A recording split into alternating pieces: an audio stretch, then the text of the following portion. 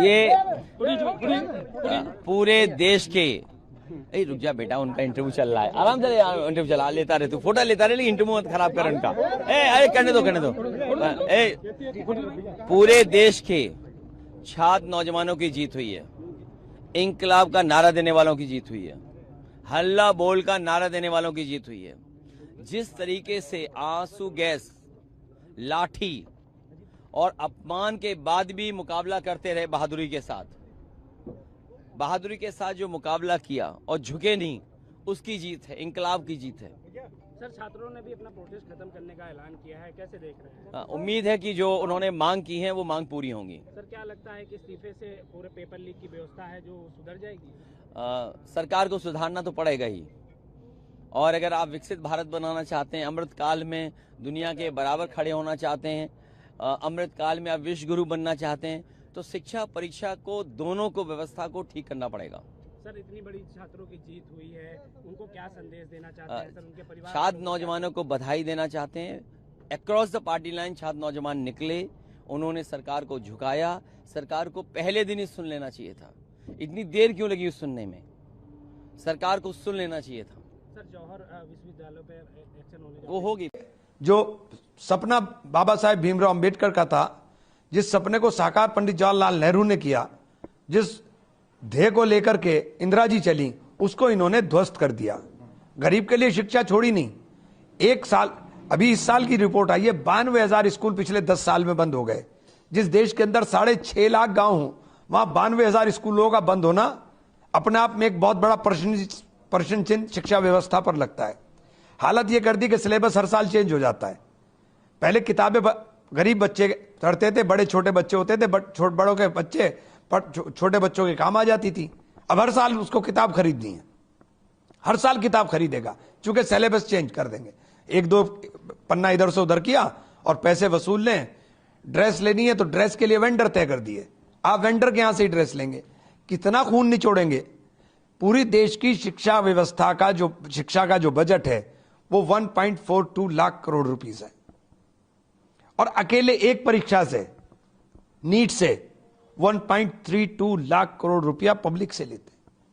ये जो आपने हाल कर दिया शिक्षा व्यवस्था का, देश के संसाधन देश के लोगों के लिए थे, आपने देश के संसाधन, देश को, जो देश की इकोनॉमी है उसको आपने उपभोक्ता आधारित कर दिया है।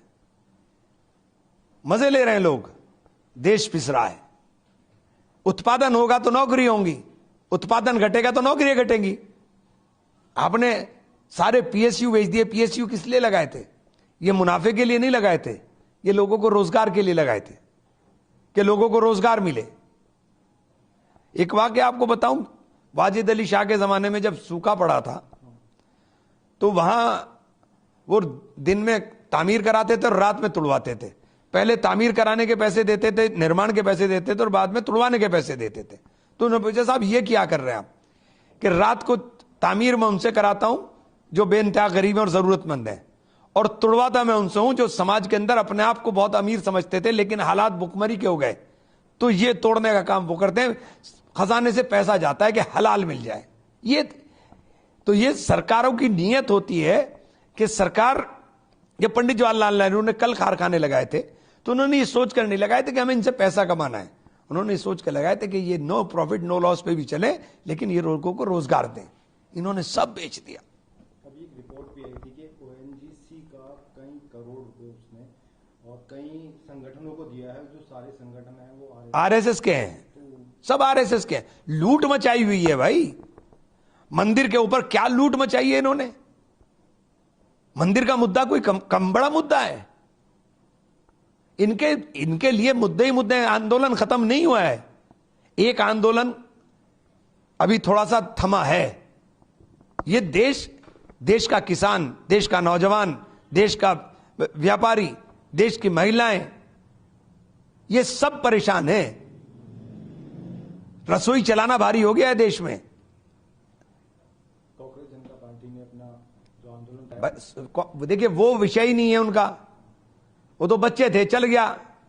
ये विषय नहीं है, विषय देश का है। अब ये सब चीजें देश के सामने है, ये आंदोलन खत्म नहीं होगा। वो कह रहे हैं कि जो 3 मांगे थी, क्योंकि राहुल गांधी जी ने भी ये बात कही कि मैंने तो कल कहा था कि चौथी मांग इसके अंदर सबसे बड़ी शामिल करो ना, कि जो लोगों के ऊपर शिक्षा के नाम के ऊपर कर्ज लिया गया और बोझ पड़ा हुआ है, ईएमआई नहीं दी जा रही, उस सारे कर्जे को माफ कर दो। जब अपने मित्रों के 16 लाख करोड़ रुपया आप माफ कर सकते हो उद्योगपतियों के, तो चेस के छात्रों के क्यों नहीं हो सकते? अच्छा, आपने ये तो बात हुई है, लेकिन अब आंदोलन वापस भी हो गया। जो छात्रों के ऊपर एफआईआर दर्ज है, 15 से 20 एफआईआर हैं, और तमाम वो छात्र हैं, चाहे वो बच्चे की आंख का मामला हो, उसके ऊपर गन कम जो लगी है। देखिए, इन्होंने हम लोग तो लड़ाई लड़ेंगे, हम लोग आंदोलन रखेंगे, हमारा विरोध इनके साथ जारी रहेगा, हमारा विरोध खत्म नहीं हुआ है।